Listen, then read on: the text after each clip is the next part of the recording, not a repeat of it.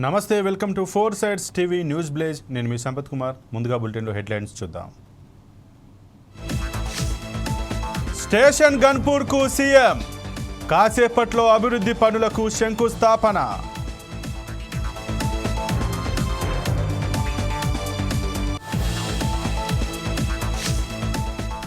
కేసీఆర్కు సీఎం క్షమాపణ చెప్పాలి, రేవంత్ వ్యాఖ్యలపై హరీష్ రావు ఫైర్.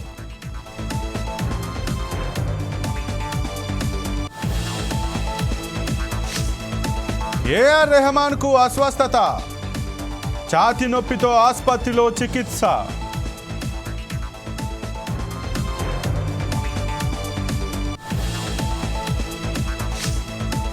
ఐఎస్ఎస్కు చేరుకున్న వ్యోమగాములు, స్వాగతం పలికిన సునీత విల్మోర్.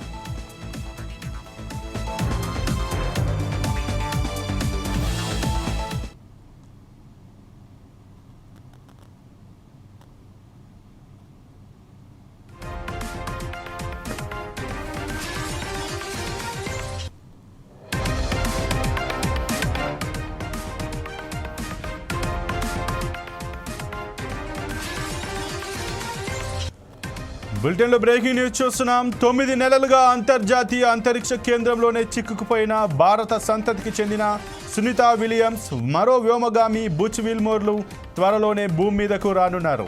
వారిని తిరిగి తీసుకొచ్చేందుకు నాసా స్పేస్ ఎక్స్లు ప్రయోగించిన క్రూ 10 మిషన్ ఐఎస్ఎస్తో విజయవంతంగా అనుసంధానమైంది. ఇవాళ ఉదయం 9:37 ఈ ప్రక్రియ జరిగినట్లు నాసా వెల్లడించింది. దీనికి సంబంధించిన వీడియోను స్పేస్ ఎక్స్ పంచుకుంది. సునీత విలియమ్స్, మరో వ్యోమగామి బుచ్ విల్మోర్ స్థానంలో తాజాగా అక్కడికి వెళ్లిన 4 వ్యోమగాములు పనిచేయనున్నారు. క్రూ డ్రాగన్ వ్యోమనౌక శనివారం తెల్లవారుజామున 4:33 అమెరికాలోని కెన్నడీ అంతరిక్ష కేంద్రం నుంచి ప్రయాణం మొదలుపెట్టింది. క్రూ 10 మిషన్లో భాగంగా స్పేస్ ఎక్స్కు చెందిన ఫాల్కన్ 9 రాకెట్ దీన్ని నింగిలోకి తీసుకెళ్లింది. ఇందులో అమెరికాకు చెందిన Anne McClain, Nicole Ayers, Japan వ్యోమగామి టకుయా ఒనిషి, రష్యాకు చెందిన కిరిల్ పెస్కోవ్లు ఐఎస్ఎస్కు చేరుకున్నారు. వీరికి సునీత విల్మోర్ స్వాగతం పలికారు. 2024 జూన్ 5న ప్రయోగించిన బోయింగ్ వ్యోమనౌక స్టార్ లైనర్లో వారు ఐఎస్ఎస్కు చేరుకున్నారు. ప్రణాళిక ప్రకారం వ్యోమగాములు సునీత విలియమ్స్, బుచ్ విల్మోర్లు ఐఎస్ఎస్కు చేరుకున్నారు.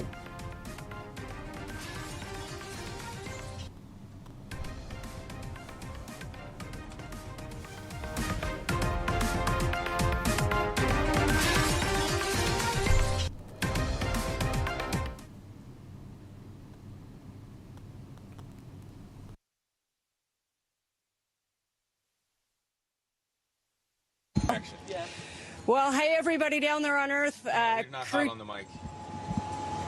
I know. Is the receiver? Oh yeah, we're on. Okay, got it. Okay, All right, They I changed it the last minute. got it. thought I lost my touch there for a sec.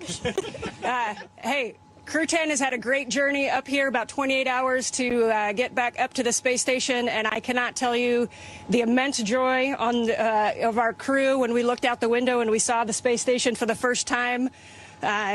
Returning for a couple of people, very first time for a couple of people. And let me tell you, that is such an amazing journey. You can hardly even put it into words.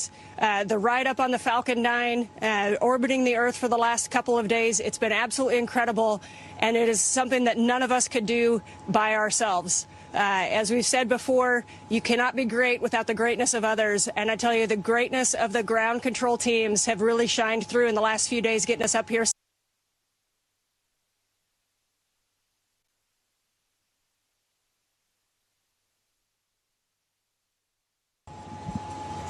I know. Is the receiver? Oh yeah, we're on. Okay, got it. Okay, All right, They I thought changed it the last minute. got it. I lost my touch there for a sec. Hey, Crew 10 has had a great journey up here, about 28 hours to get back up to the space station, and I cannot tell you the immense...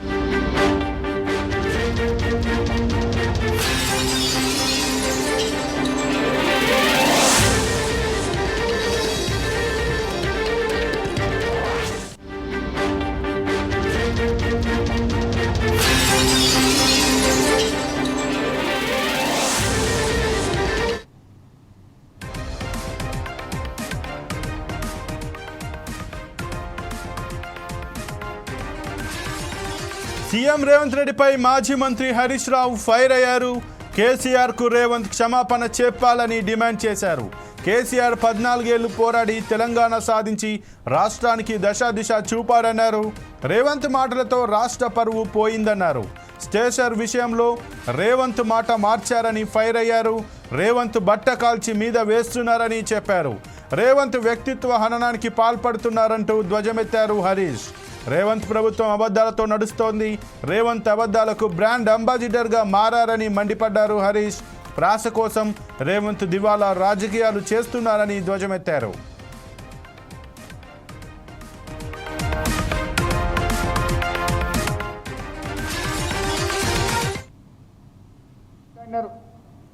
ఇవాళ ఆయన బూతులు, అసలు ఆ బూతులు వినడానికే ఒళ్ళు జల్లరిస్తుంది.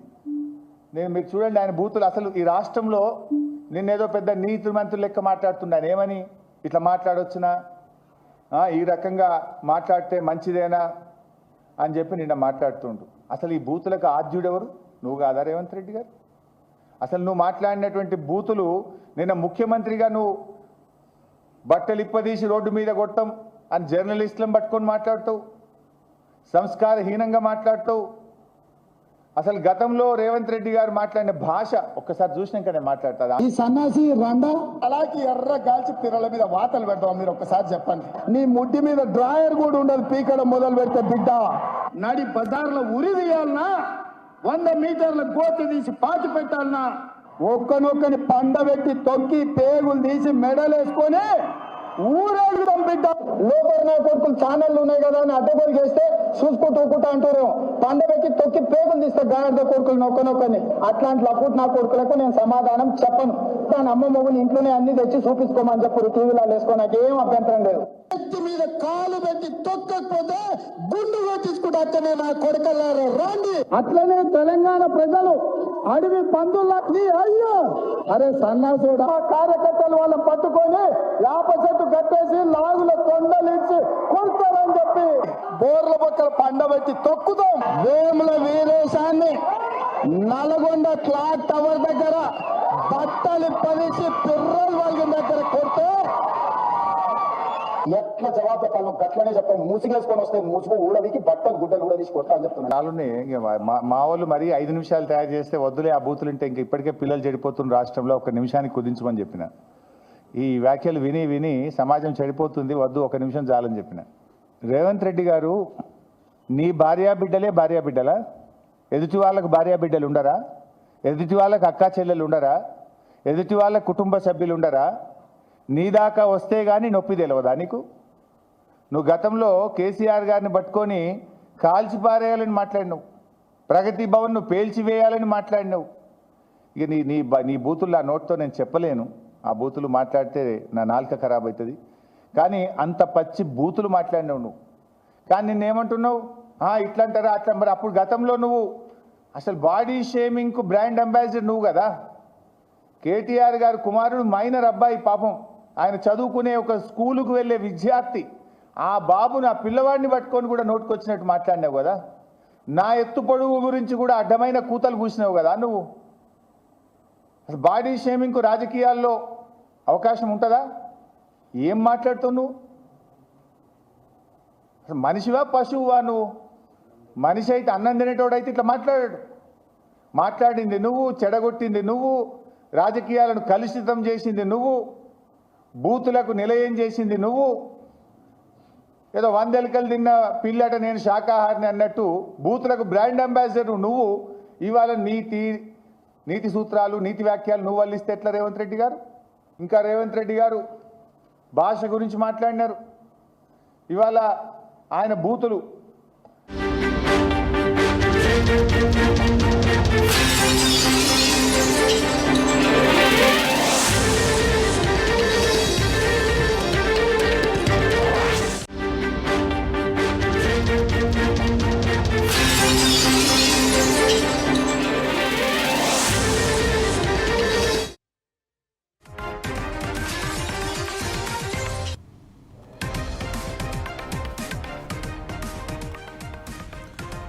మరో breaking news చూస్తున్నాం. ప్రముఖ సంగీత దర్శకుడు ఏఆర్ రెహమాన్ ఆసుపత్రి నుంచి డిశ్చార్జ్ అయ్యారు. ప్రస్తుతం రెహమాన్ ఆరోగ్యంగానే ఉన్నట్లు ఆయన సోదరి రిహానా వెల్లడించారు. డీహైడ్రేషన్, గ్యాస్ట్రిక్ సమస్య కారణంగా ఆయన ఒకంత అస్వస్థతకు గురయ్యారని, ఈ మేరకు చికిత్స తీసుకున్నారని ఆమె తెలిపారు. రెహమాన్ అస్వస్థతకు గురైనట్లు వార్తలు వచ్చాయి. ఛాతీ నొప్పి కారణంగా ఆయన ఆసుపత్రిలో చేరారని తొలుత కథనాలు ప్రచురితమయ్యాయి. విషయం తెలిసి అభిమానులు ఆందోళనకు గురయ్యారు.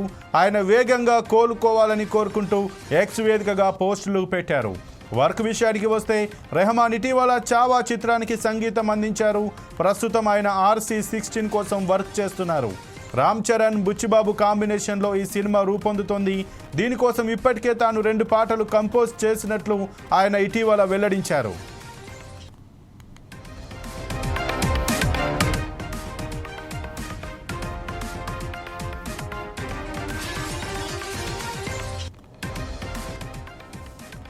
ప్రముఖ సంగీత దర్శకుడు ఏఆర్ రెహమాన్ ఆసుపత్రి నుంచి డిశ్చార్జ్ అయ్యారు. ప్రస్తుతం రెహమాన్ ఆరోగ్యంగానే ఉన్నట్లు ఆయన సోదరి రిహానా వెల్లడించారు. డీహైడ్రేషన్, గ్యాస్ట్రిక్ సమస్య కారణంగా ఆయన ఒకంత అస్వస్థతకు గురయ్యారని, ఈ మేరకు చికిత్స తీసుకున్నారని ఆమె తెలిపారు. రెహమాన్ అస్వస్థతకు గురైనట్లు వార్తలు వచ్చాయి. ఛాతీ నొప్పి కారణంగా ఆయన ఆసుపత్రిలో చేరారని తొలుత కథనాలు ప్రచురితమయ్యాయి. విషయం తెలిసి అభిమానులు ఆందోళనకు గురయ్యారు. ఆయన వేగంగా కోలుకోవాలని కోరుకుంటూ ఎక్స్ వేదికగా పోస్టులు పెట్టారు.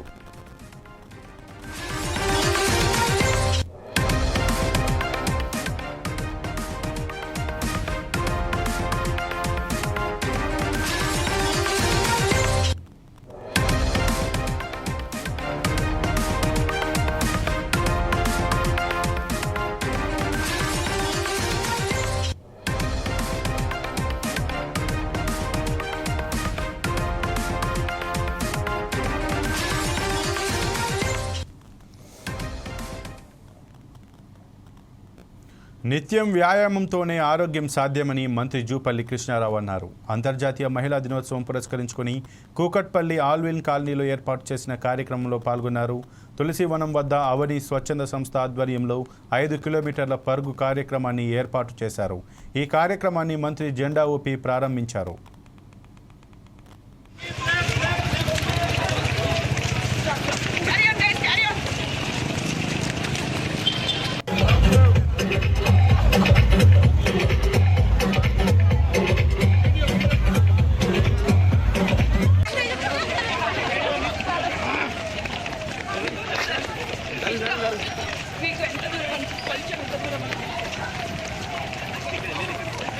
రన్ను ఇవాళ ఉమెన్ ఉద్దేశించి ఏర్పాటు చేసింది కాబట్టి వారి గురించి 2 మాటలు చెప్పాలి. ప్రభుత్వంలో ఉన్న వ్యక్తిగా ఎలక్షన్ల ముందు ఏదైతే మేము 6 వాగ్దానాలు చేశామో అందుట్లో అత్యధికంగా 4 వాగ్దానాలు మెయిన్ ఉమెన్స్ గురించి అని చెప్పి సందర్భంగా మీ అందరికీ గుర్తు చేస్తా ఉన్నా. ప్రతి కార్యక్రమం కూడా మహిళలు బాగుండాలి. కాంగ్రెస్ పార్టీ అంటేనే మహిళా ప్రభుత్వం, మహిళా పార్టీ. ఆనాటి ఇందిరాగాంధీ గారి దగ్గర నుంచి నేటి సోనియా గాంధీ వరకు కూడా మహిళలకి పెద్ద పీట వేసి మహిళలని అన్ని రంగాల్లో ముందు నడిపించాలని ఆలోచన విధానం ఉన్నటువంటి పార్టీ ఏదన్నా ఉందంటే వాళ్ళ భారతదేశంలో అది కాంగ్రెస్ పార్టీ అని చెప్పి తెలియజేస్తా ఉన్నా. అఫ్కోర్స్ ఇది కాంగ్రెస్ పార్టీ మీటింగ్ కాకపోయినా ఆ ప్రభుత్వంలో ఉన్నాం కాబట్టి ఆ విషయాలు కొన్ని చెప్పాలనే ఉద్దేశంతో మీకు చెప్తున్నా. అలాగే మహిళలకు పెద్దపీట వేస్తూ మరి వాళ్ళ ఇటు స్పోర్ట్స్ కానీ మరి యువతని అన్ని రంగాల్లో ముందుకు నడుపుతూ ఈ తెలంగాణ రాష్ట్రాన్ని ఒక సుసంపన్నమైన రాష్ట్రంగా తీర్చిదిద్దాలని, ఒక ఆదర్శవంతమైన రాష్ట్రంగా తీర్చిదిద్దాలని ఏదైతే ఈరోజు రేవంత్ రెడ్డి గారు రోజుకు 18 గంటలు పనిచేస్తూ మరి రాష్ట్ర మంత్రివర్గం కూడా అహర్నిశలు రాష్ట్రాభివృద్ధి కోసం కృషి చేస్తూ ముందుకు సాగుతున్నామని చెప్పి ముఖ్యంగా సోదరి శిరీష గారు అవని ఫౌండేషన్ ద్వారా వారు చేస్తున్నటువంటి అనేక కార్యక్రమాలు ఎంతో అభినందనీయమని, మరి ముఖ్యంగా మహిళల కోసం ప్రజా సమస్యల పరిష్కారమే కూటమి ప్రభుత్వ లక్ష్యమని రాయదుర్గం ఎమ్మెల్యే కాల్వ శ్రీనివాసులు అన్నారు. ప్రభుత్వం గ్రీవెన్స్ డే దర్బార్ కార్యక్రమాలను ప్రతిష్టాత్మకంగా నిర్వహిస్తోందని ఆయన తెలిపారు. రాయదుర్గం టీడీపీ కార్యాలయంలో నిర్వహించిన ప్రజా దర్బార్ కార్యక్రమంలో ఆయన పాల్గొన్నారు. ఈ కార్యక్రమానికి విశేష స్పందన వచ్చిందని ఆయన చెప్పారు.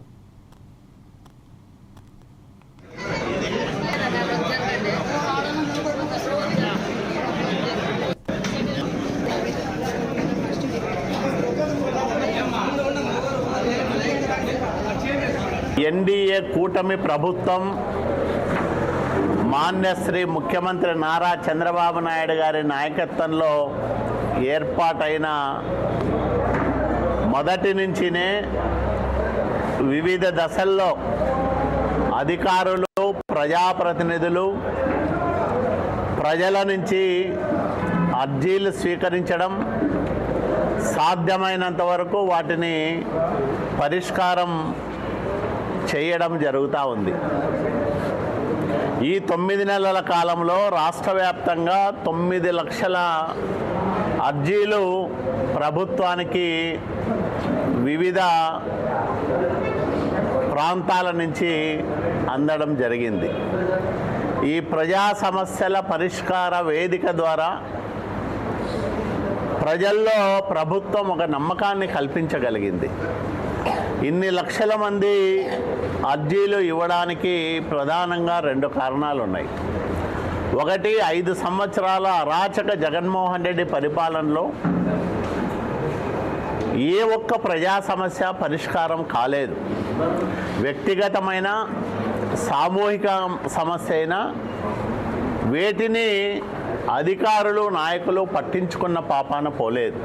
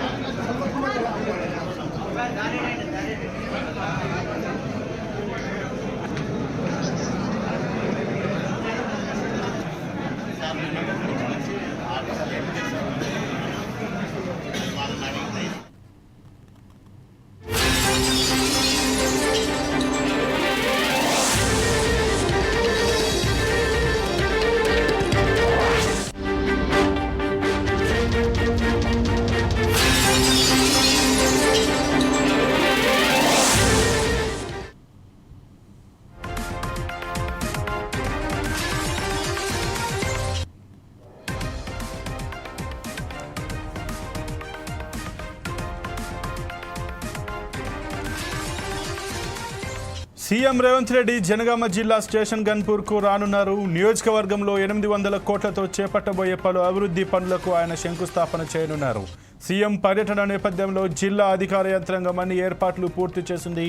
50,000 మందితో శివునిపల్లి వద్ద ప్రజాపాలన బహిరంగ సభను ఏర్పాటు చేశారు. స్థానిక ఎమ్మెల్యే కడియం శ్రీహరితో పాటు కాంగ్రెస్ శ్రేణులు కూడా ఏర్పాట్లను పరిశీలిస్తున్నాయి. సీఎం సభ కోసం జనాన్ని తరలించేందుకు అధికారులు 260 ఆర్టీసీ బస్సులను సిద్ధం చేశారు. వేసవి ఎండల నేపథ్యంలో సభా ప్రాంగణంలో జర్మన్ టెక్నాలజీ టెంట్లను వేస్తున్నారు. సభకు వచ్చే వారి దాహార్తిని తీర్చేందుకు మజ్జిగ ప్యాకెట్లను అందుబాటులో ఉంచుతున్నారు. ఆదివారం మధ్యాహ్నం 1 గంటకు స్టేషన్ గన్పూర్ శివారు శివనిపల్లి వద్ద ఏర్పాటు చేసిన హెలిప్యాడ్కు సీఎం రేవంత్ రెడ్డి చేరుకుంటారు. వేదిక వద్ద వివిధ మహిళా సంఘాల ఆధ్వర్యంలో ఏర్పాటు చేసిన మహిళా శక్తి స్టాళ్లను, ఇందిరా మహిళా శక్తి బస్సులను సందర్శిస్తారు.